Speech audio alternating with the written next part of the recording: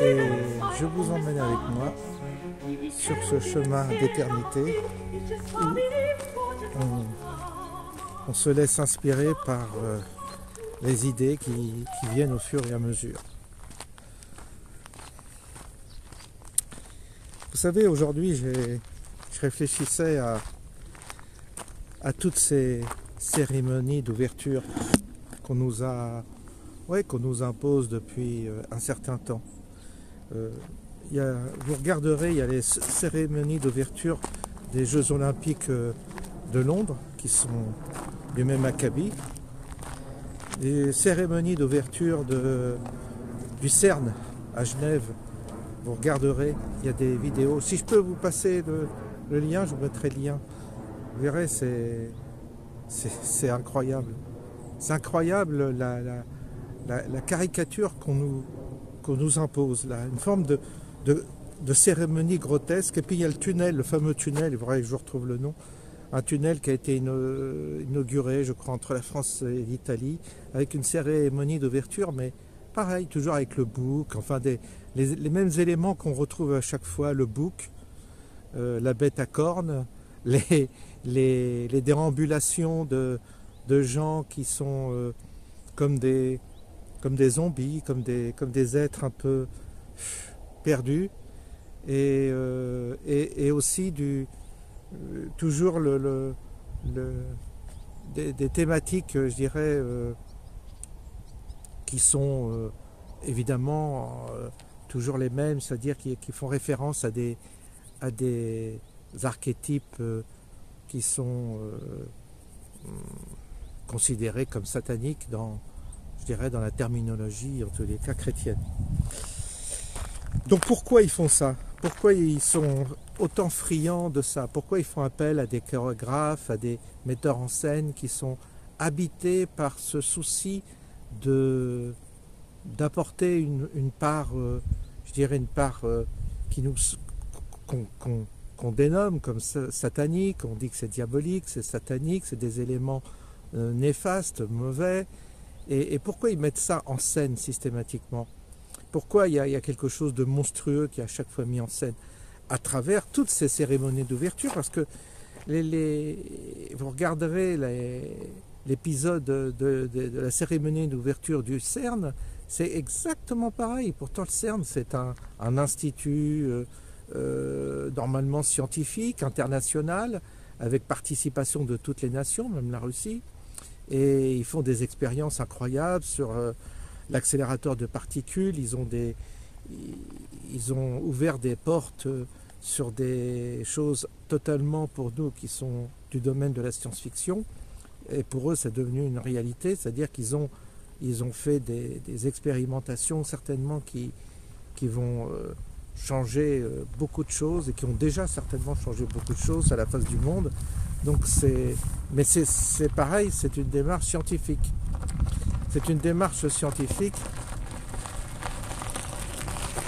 Bonjour. C'est une démarche scientifique et on ne voit pas ce que toutes ces cérémonies, tous ces cérémonies pseudo-ritualistes, pseudo-satanistes viennent faire là. Je me pose la question, mais et puis si vous voulez, dans ce type de cérémonie, on l'a vu avec les JO, avec un peu de recul, je me dis, mais il y a même quelque chose d'un peu grotesque à chaque fois. C'est-à-dire, c'est loin d'être fin, c'est loin d'être subtil, il y a quelque chose de presque clownesque. Et Je me dis, mais pourquoi ça a ce côté clownesque? Il y a quelque chose de, oui, de cet ordre-là. Et je me dis, mais quelque chose quand même étonnant derrière ça. Il y a quelque chose que je n'arrive pas à comprendre. On voit bien que à chaque fois qu'il y a un enjeu international ou un enjeu vraiment très très médiatique très très important, des puissances, des gens puissants donnent leurs instructions à des artistes et des gens qui mettent en place des cérémonies et leur donnent des instructions certainement pour qu'apparaissent dans ces cérémonies tel et tel symbole. Pourquoi? Ça fait référence toujours au même principe, au même symbole. Donc, oui, détruire, vous me direz, toujours. Il y a ce point commun de vouloir détruire ce qui fait référence déjà au christianisme. Là, il y a vraiment une volonté en tous les cas, ils s'inscrivent dans le christianisme parce qu'ils se placent comme Satan. En fait, parce que dans le christianisme, il y a une place pour Satan. Il y a Satan qui est là. Il y a Satan qui est représenté dans le christianisme. Et là, en l'occurrence, ils disent, nous, on est Satan. C'est-à-dire qu'ils rentrent quand même dans un schéma, je dirais, presque christique, parce qu'ils disent, nous, on va s'habiller comme, on va prendre le vêtement du mal, le vêtement de celui qui détruit, du diable, quoi.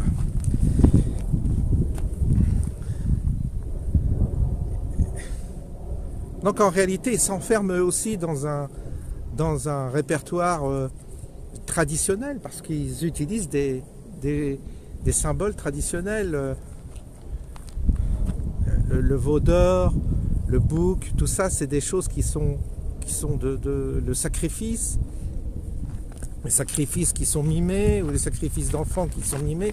Tout ça, c'est des choses qui appartiennent également à l'histoire du monde. En cela, ils sont traditionnels, parce qu'ils pourraient très bien faire une fête dépouillée de tout symbolisme, dépouillée de toute intention, qui soit juste une fête où les gens se réjouissent.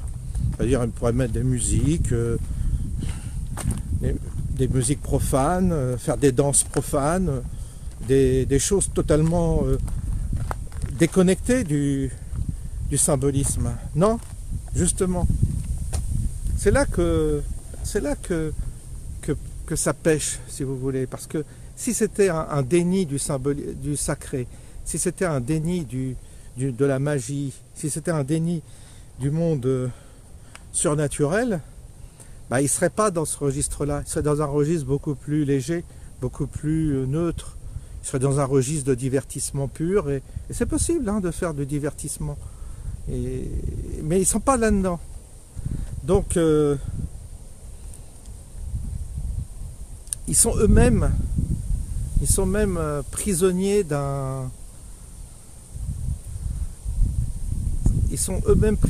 je crois,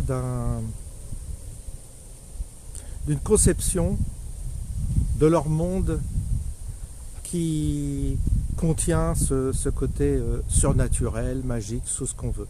Mais ils incarnent le mal. Au lieu d'incarner ce qu'on appelle, nous, le bien, ils incarnent le mal.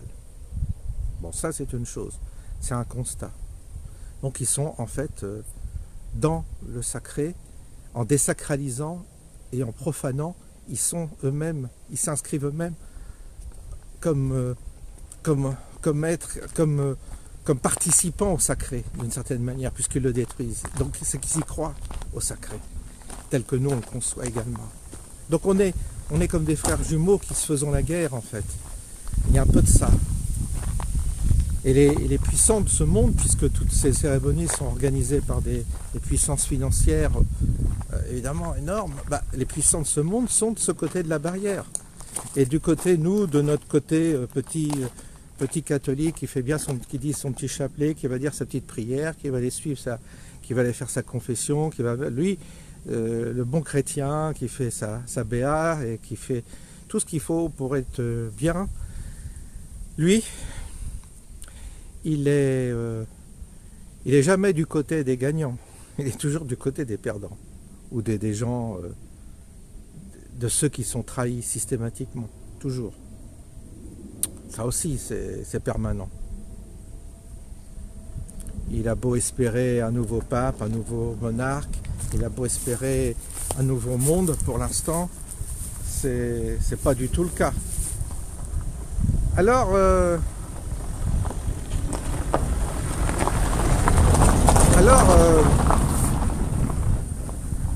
pourquoi ça fonctionne comme ça aussi? Pourquoi systématiquement, c'est celui qui est de l'autre côté de la barrière qui gagne? Pourquoi ça ne serait pas celui qui soit de notre côté, quoi, qui gagne? Vous voyez, les élections, on les perd toujours. Dans l'église, on a toujours perdu nos combats. Nos combats, moi qui étais dans le côté traditionnel, on a tout perdu. Vous voyez, je n'ai pas été ordonné prêtre, j'ai été rejeté. Non pas parce que je présentais des défauts, où je ne suivais pas les règles, au contraire, je les suivais trop. Et justement, ça inquiétait. J'étais trop authentique, trop intègre.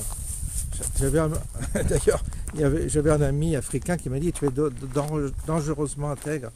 Et donc, il y avait ce côté chez moi tellement intègre qu'il ne supportait pas. Il fallait accepter de jouer le jeu, de jouer la comédie, mais au fond, y croire, c'était un problème. Et ça les a embêtés. Je parle du séminaire. Parce que je me suis aperçu en rentrant dans l'église que tout le monde faisait semblant, qu'en réalité, personne ne suivait les règles, les fameuses règles, vous savez, qui sont exigées des chrétiens, des gens engagés, notamment des consacrés. Personne ne les respectait. C'était du faux semblant, c'était tout faux. Mais il fallait faire semblant pour le peuple, pour la population, pour la plèbe. Il fallait simplement donner le change, faire semblant. Alors avoir une certaine attitude, mais parler d'une certaine manière, voilà. Mais aussitôt qu'on grattait et qu'on allait au fond des choses, ah là ça ne marchait plus, ne suivait plus là. Et donc j'ai été rejeté parce que justement j'étais trop intègre. Et cette intégrité m'a souvent desservi parce que j'ai pris au sérieux à chaque fois les arguments de ceux qui prétendaient œuvrer pour le bien. Et à chaque fois que j'ai pris au sérieux ces arguments, je me suis fait avoir, je me suis fait tromper et j'ai été trahi et donc blessé. Et c'est après coup qu'on devient amer, qu'on devient triste, qu'on devient extrêmement prudent et méfiant, parce que ça développe en vous une redoutable perspective sur le monde, c'est-à-dire que vous êtes extrêmement prudent et méfiant. Et vous avez beaucoup, plus ça va, plus vous avez du mal à accorder votre confiance, parce que vous vous apercevez qu'on vous a systématiquement trompé dès lors que vous cherchiez à jouer, quelle que soit la communauté dans laquelle vous alliez ou le groupe auquel vous apparteniez, systématiquement, étant donné que vous êtes intègre, vous êtes systématiquement un danger pour la structure qui toujours présente une surface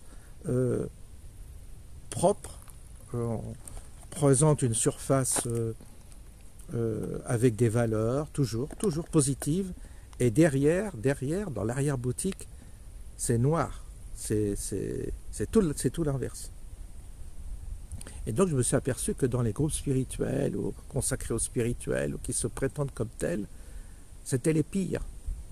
À chaque fois que j'allais dans un groupe qui présentait une vitrine alléchante par ses valeurs, par ses concepts, par sa générosité, par tout cela, à chaque fois que je faisais confiance et que je pénétrais dans ce milieu, dans ce groupe, je m'apercevais toujours derrière que c'était l'inverse qui se passait, c'est-à-dire que c'était l'inverse de ce qui était présenté. C'est pareil chez les humains.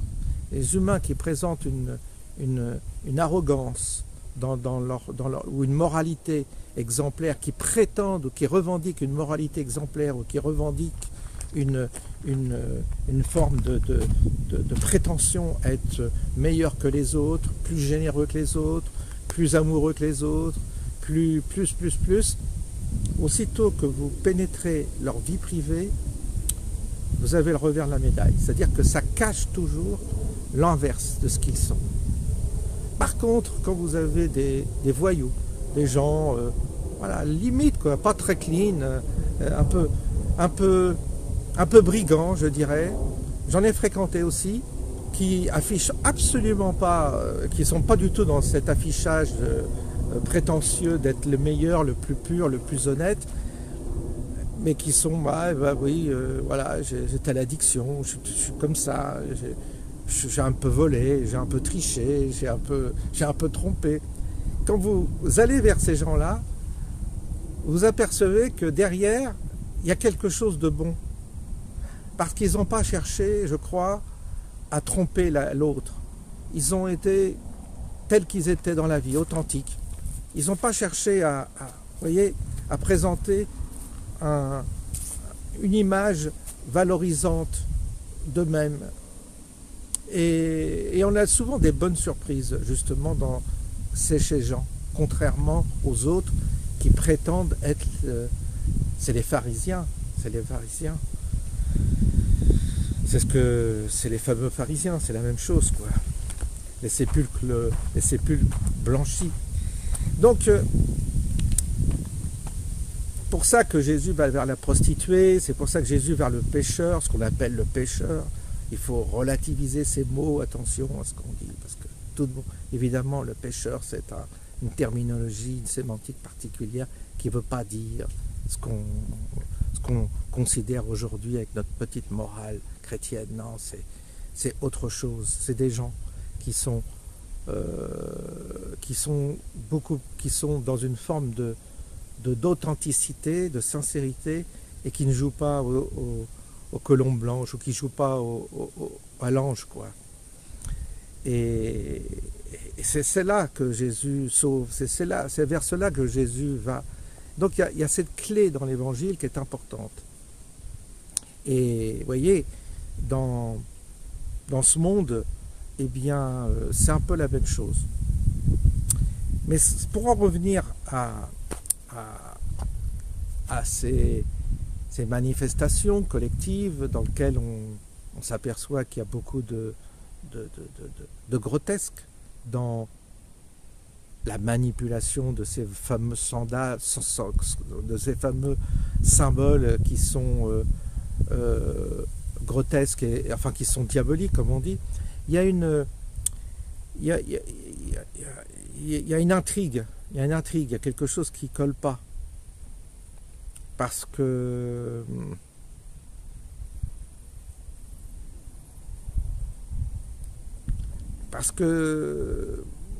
il y a quelque chose qui ne colle pas, parce que c'est pas comme ça que ça se passe. Pas comme ça que ça se passe.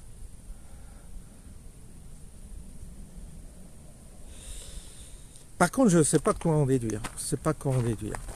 Vous savez, les vrais rituels, normalement les vrais rituels,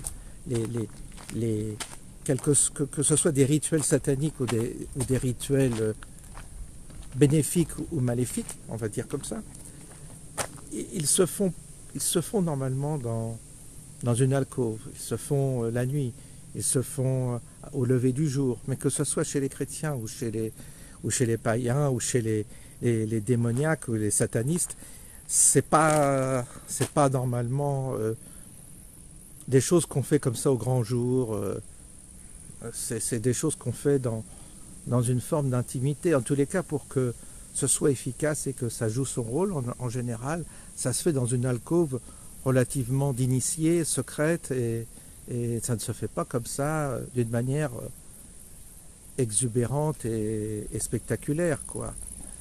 Donc ça aussi, ça m'intrigue, parce que ça ressemble plus à une farce qu'autre chose. Et je me disais, là, en faisant ça, qu'est-ce qu'il gagne? Qu'est-ce qu'il cherche?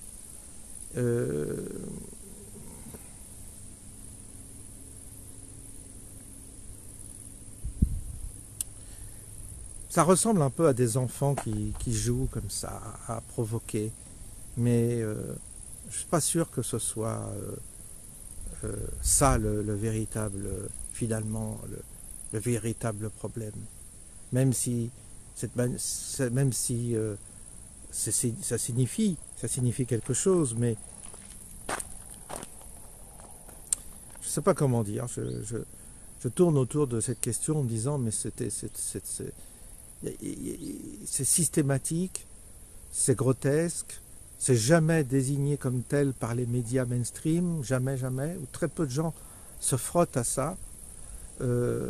Évidemment, le gars qui s'intéresse un peu à ces questions, il va désigner tout de suite ça comme un rituel satanique avec des éléments qui font référence à des sacrifices, aux veaux d'or, etc. Enfin, à des pratiques païennes ou à des pratiques qui sont démoniaques, oui, mais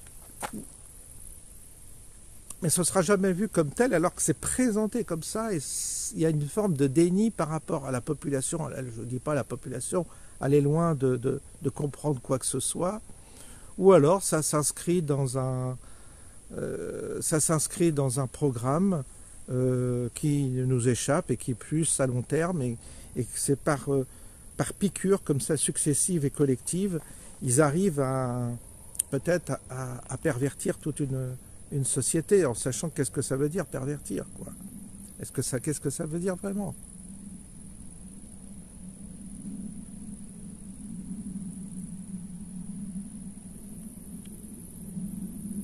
On voit bien que l'Église est absente. Le pape, les évêques, tous les représentants de l'Église, au lieu de s'offusquer, ont été extrêmement diplomates par rapport à la provocation qui a été faite avec cette fameuse scène. Vous savez, eux aussi, ils jouent leur rôle. Un rôle extrêmement ambigu avec le pouvoir. Ils capitulent surtout. Pourquoi? Alors certains diront parce que l'Église a été infiltrée par le mal, par l'antéchrist, etc. Oui, mais ça, c'est des explications qu'on se donne parce que on ne peut pas les chercher très loin, ou tout au moins, c'est des raisonnements simples, des raisonnements de premier niveau. Mais si on cherche à aller plus loin, on s'aperçoit que l'histoire, elle est quand même... C'est une drôle d'affaire, cette histoire-là. Ça remonte à bien loin, et on ne peut pas, si vous voulez, s'imaginer que l'aboutissement de notre civilisation soit le résultat de quelque chose qui n'était pas là au départ.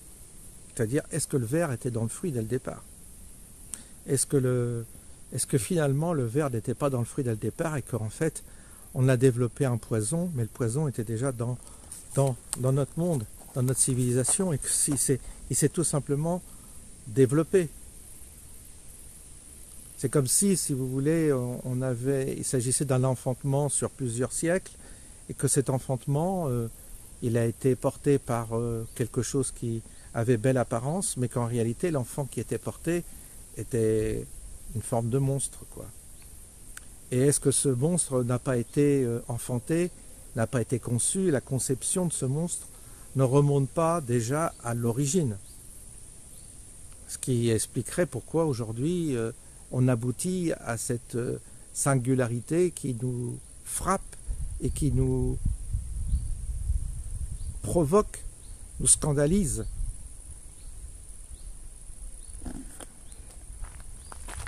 On va continuer à marcher, on va changer un peu là, on va passer par un autre chemin. Je ne sais pas si vous voyez ce que je veux dire, mais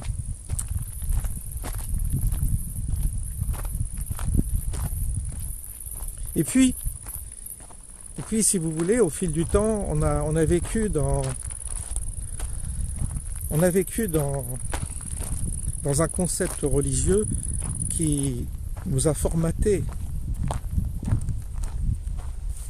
il n'est pas évident que ce concept religieux dans lequel on a été formaté, qu'on considère comme bienfaisant et bienveillant, soit réellement un outil qui a permis à l'homme, à l'humain, d'évoluer. C'est pas évident.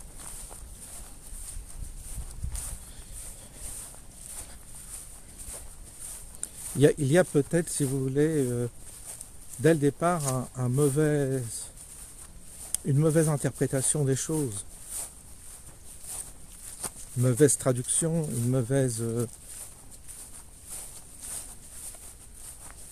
un mauvais logiciel. Et puis, tout s'est construit comme ça. Alors, évidemment, la construction s'est faite sur un modèle. Mais le modèle, il est systématiquement mis à mal par le raisonnement, par l'esprit critique. Parce que qu'est-ce qu'on a, nous, humains, à notre portée? Soit on est fanatisé par nos idées, soit on est conditionné, fanatisé par nos convictions, c'est-à-dire qu'on n'a plus de libre, on n'a plus ce choix de penser librement, on est conditionné et on réagit d'une manière pavlovienne par rapport à des préceptes et on dit bah non, ça c'est Satan, ça c'est Jésus, ça c'est bien, ça c'est mal, et puis on va pas plus loin. Ça c'est la bigote de base qui va pas chercher plus loin, mais elle est respectable cette bigote, elle est pleine de, elle fait ce qu'elle peut, elle dit son chapelet, elle fait ses prières, on peut pas lui en vouloir, on peut pas non plus la mépriser, mais elle est prisonnière d'un mécanisme de conditionnement qui l'oblige à répondre comme un chien, un petit animal, on lui donne un sucre ou pas, voilà, il vient vers vous, et puis elle répond systématiquement par rapport à des préceptes qui l'ont totalement conditionné et qui ne lui permettent pas d'avoir l'esprit critique, d'analyse, le recul nécessaire pour elle-même remettre en cause tous les fondamentaux qui l'ont justement conduit à ces mécanismes-là, mentaux. Et pour ça, il faut avoir une grande liberté intérieure, c'est-à-dire qu'il faut vraiment se détacher de tout et remettre tout sur la table, à chaque fois. On a, si vous voulez, à notre disposition notre mental, notre cerveau, notre esprit critique. Et c'est cet esprit critique qui nous permet d'analyser et de voir ce qui est cohérent ou pas cohérent. J'en reviens à ce que je disais tout à l'heure. Quand tu vas dans un groupe, dans une institution, tu dis voilà, nous on a des règles, c'est les règles, c'est comme ça, c'est les règles. Hein, aimez-nous, on s'aime les uns les autres, on se respecte, on joue le jeu, on part sur des principes qui sont clairs et nets. Il y a des règles, il y a des principes, tout ça, on respecte. C'est comme si on se met à jouer tous au Monopoly. Il y a des règles du jeu. Pour que le jeu se passe bien, il faut que tout le monde respecte les règles. S'il y en a un qui triche, qu'est-ce que vous faites? Vous renversez la table et vous partez. Vous êtes bien d'accord? Bon. Systématiquement, quand vous êtes rentré dans une institution qui prétend à des règles, et que ceux qui mènent le jeu, ceux qui ont la responsabilité du jeu, ne les respectent pas, et que vous apercevez que personne ne les respecte et que tout le monde triche, vous dites c'est quoi cette blague? Tu dis c'est quoi cette blague là? Donc fatalement tu es révolté, tu en pars, tu dis c'est de la merde tout ce que vous m'avez proposé là. Vous êtes en train de jouer à quoi là? À nous tromper. Et la douche est froide hein, quand on est naïf, quand on est niais aussi. Donc là, tout de suite ça remet les choses d'équerre. Après vous rentrez dans un combat. Vous dites, après vous rentrez dans un combat, vous dites non, il faut purifier. Il faut purifier, il faut assainir le mal, il faut qu'on revienne aux sources. Quelles sources? Tu les connais les sources? Tu es capable de les vivre les sources? C'est quoi ta nature humaine toi-même? Tu es fait de quoi? Tu es sûr d'être totalement intègre? Et tu es sûr d'avoir choisi d'être intègre? Et tu es sûr d'avoir choisi? Et tu es sûr que c'est bien d'être cette intégrité-là? Que c'est vraiment bon? Et que c'est vraiment le chemin? Après, on est voyez, on est pris dans des... On est pris dans des principes qui se contredisent les uns les autres. Il n'y a pas de cohérence globale. Il y a toujours quelque chose qui ne marche pas, qui ne fonctionne pas. Alors, du coup, on fout tout en l'air, parce qu'on se dit, bon, moi, non, les religions, c'est de la merde, on a vu où ça nous menait. Finalement, moi, je me raccroche au Christ. Et le Christ devient une forme d'entité comme ça, idéale. Un être idéal comme ça, on en a besoin. On a besoin d'adhérer à quelqu'un d'idéal. On dit c'est le Christ ou d'autres le désigneront autrement. En tous les cas, chacun se cherche une espèce d'entité idéale parce qu'on a besoin d'un idéal, nous qui sommes conscients de nos imperfections au sens même, au sens humain, de notre imperfection objective. Notre corps est imparfait, notre physique est imparfait, notre santé est imparfaite, notre monde est imparfait. Pourquoi imparfait? Parce que on a une date d'obsolescence, notre corps se dégrade et on voit bien que la maladie, que tout ce qui nous touche comme ça, traduit d'une imperfection. Si on était parfait, on ne serait jamais malade, on serait en pleine forme, on ne vieillirait pas, on resterait jeune, puis peut-être qu'on ne serait même pas dans cette réalité qui elle-même est loin d'être parfaite, avec laquelle il faut sans arrêt négocier, s'adapter, travailler et faire des efforts pour essayer de la comprendre, et la comprendre dans son imperfection aussi. Donc on cherche le monde parfait, c'est-à-dire un autre monde, ça sera le monde d'après, ça sera le monde qu'on retrouvera quand on sera mort, c'est le paradis, c'est pour les Celtes, je ne sais plus, c'est le voilà, je ne sais plus comment ça s'appelle, je ne me souviens plus. En tous les cas, c'est chacun a son paradis et son monde merveilleux qui l'attend après sa mort, après avoir quitté ce monde imparfait et ce corps imparfait. Bon, on peut continuer des siècles comme ça. C'est sûr qu'on peut continuer comme ça. Bon.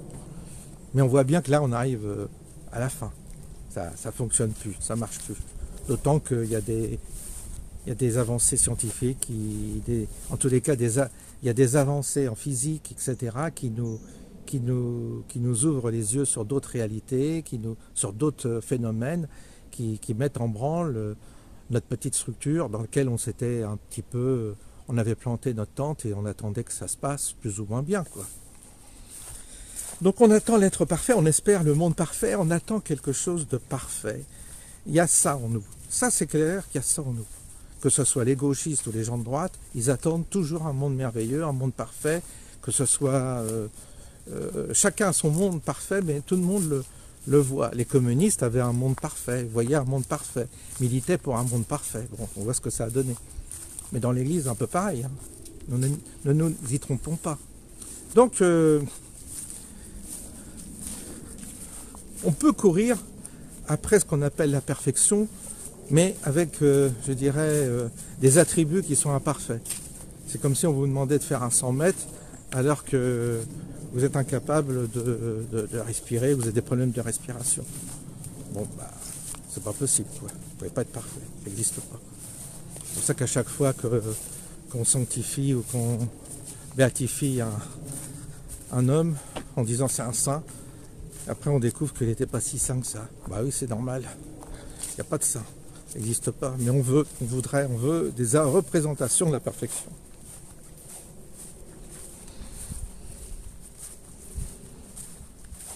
Il est bien ce chemin, hein.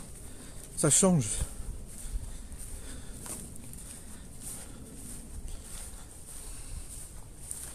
C'est pour ça,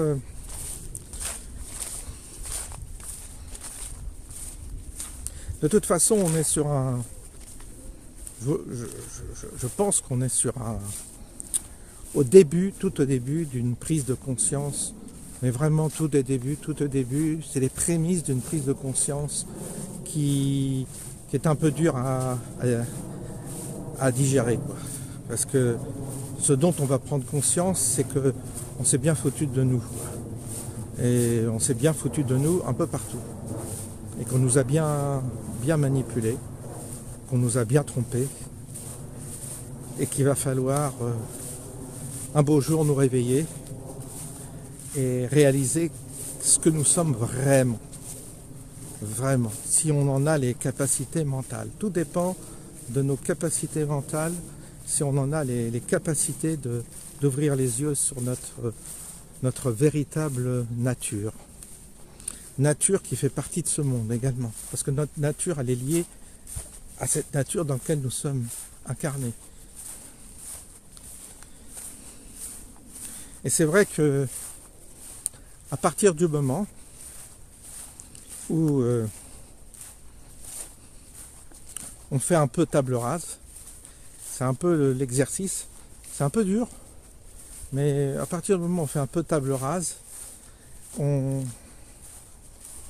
commence à réfléchir autrement, on commence à penser autrement, et ça ouvre des interprétations nouvelles et des perspectives nouvelles qui ne sont pas forcément mauvaises, hein, ni bonnes, on ne sait pas, il n'y a pas de bon mauvais, ça n'a plus de qualificatif de cet ordre de dualiste, si vous voulez. Ça n'a pas ce qualificatif là, c'est autre chose, c'est tout. Mais ça, si ça permet, il y a des restes de... Là on voit qu'il y a des flaques d'eau, vraiment ça a dû bien pleuvoir par là aussi. S'il y a des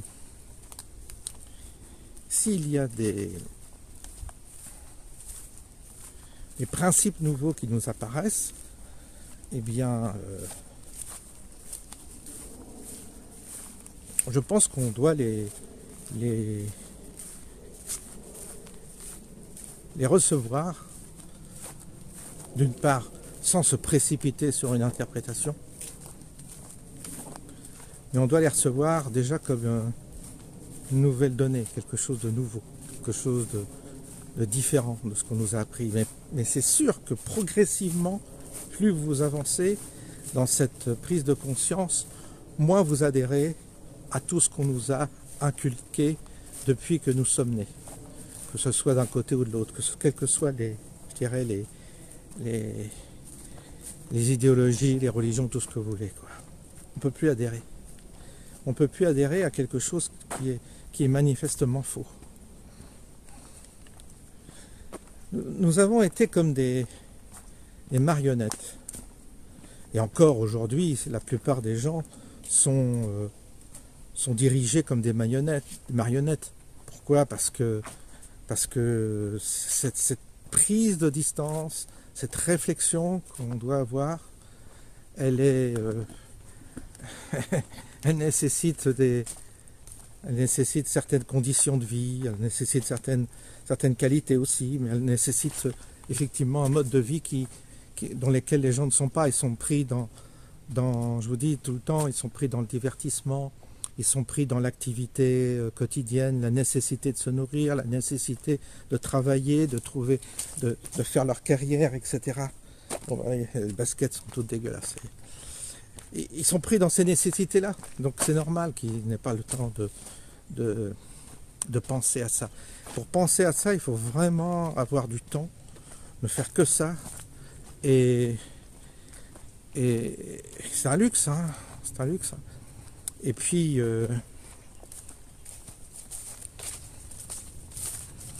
voir si ça fonctionne, on a, si vous voulez, le monde est une forme de terrain d'opération. Le monde dans lequel on est, la réalité dans laquelle on est, la pseudo-réalité. On peut, si vous voulez, s'exercer dedans à tester comment ça fonctionne. Est-ce que ça fonctionne ou pas? Et on peut des fois, si vous voulez, expérimenter dans ce monde des choses dont on a l'intuition. Et on se dit, tiens, je vais expérimenter, je vais voir si ça fonctionne ou pas. Et puis, si ça fonctionne, ça ouvre une petite porte. Et puis ça rectifie un peu, là aussi, les a priori ou les certitudes qu'on avait autrefois. Parce qu'on était, comme je vous dis toujours, on était convaincus, persuadés, et que ça ne fonctionne pas comme on nous a dit. Il va falloir un peu, un jour, qu'on arrive à déjà accepter que ça ne fonctionne pas comme on nous a dit. C'est pas comme ça que ça marche. C'est différent. Et que ce monde-là, tel qu'il est aujourd'hui, c'est pas le fruit du hasard. C'est le fruit d'un résultat. Et si c'est le fruit d'un résultat, il faut étudier pourquoi on a aujourd'hui ce résultat. Quel est l'ingrédient qui a fait que ça s'est dégradé, ou tout au moins quel était le ver dans le fruit? Quel est ce ver dans le fruit?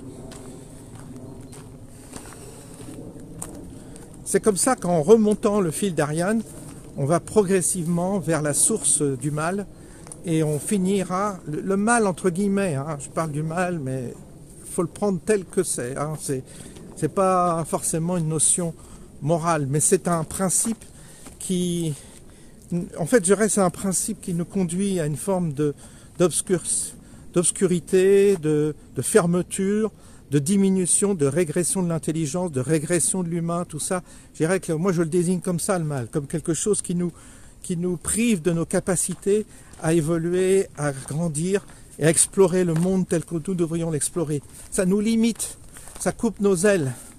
Vous savez, quand vous avez des poules dans un poulailler, vous coupez les ailes pour pas qu'elles s'échappent. Ben, il y a un peu de ça. On nous a coupé les ailes pour pas qu'on s'échappe de l'enclos. Parce que il y a une volonté, d'où elle vient, qui sont derrière, je ne sais pas, mais qu'on reste dans l'enclos. Et qu'on reste dans l'enclos du bien ou du mal, les deux rassemblés, mais qu'on soit tous les deux dans un enclos. Ça, il y a une volonté. Et peut-être qu'on agite le mal d'un côté et le bien de l'autre pour qu'on reste dans une configuration dualiste qui nous empêche de sortir d'un enclos machiavélique dans lequel il faut systématiquement prendre position. Peut-être qu'il y a un autre moyen d'échapper à cela sans qu'on soit systématiquement obligé de prendre position. Mais peut-être que ça fait partie du jeu, justement, ce qu'on désigne le bien et le mal, comme une forme d'alternative qui nous fixe dans un enclos et qui nous empêche d'évoluer. Vous voyez, aujourd'hui, on va plus loin. On élabore des théories ou des réflexions qui dépassent un peu l'actualité du quotidien. Bon, l'actualité, ça va à un moment, mais des fois, il faut savoir s'en détacher aussi. Surtout qu'en ce moment, là, il n'y a pas beaucoup d'intérêt. Il n'y a pas beaucoup de choses qui parlent de ce qui se passe en Angleterre, mais bon, l'Angleterre, j'attends de voir ça. Bon, j'attends. Il y a assez de gens qui en parlent, on va voir. J'attends d'avoir plus d'infos là-dessus, pour bien comprendre ce qui se passe, avant de s'enflammer. Mais concernant nos questions, là, c'est important. Voilà ce que je voulais vous dire aujourd'hui. On va se quitter tranquillement. On va rentrer à la maison. Alors le temps est parfait. Il est 19h. La température 28 degrés, mais supportable. Et l'herbe est verte, vous voyez, parce qu'il a plu. Donc on ne manque pas d'eau. Une belle journée d'été, on doit le dire. Il faut reconnaître, quand c'est juste bien comme ça, c'est une bénédiction. Je vais continuer à travailler ce soir, je me couche assez tard en général, puis je me lève plus tard, c'est comme ça, c'est mon mode de vie. J'aime bien la nuit, j'aime pas dormir, j'aime pas me coucher trop tôt, j'aime bien veiller tard la nuit, ça me plaît la nuit. Voilà, je vous souhaite une bonne soirée. La vidéo est un peu longue, hein, voilà, 43 minutes, je ne sais pas s'il y en a qui vont avoir le courage d'aller jusqu'au bout. Je vous souhaite une bonne soirée et à bientôt.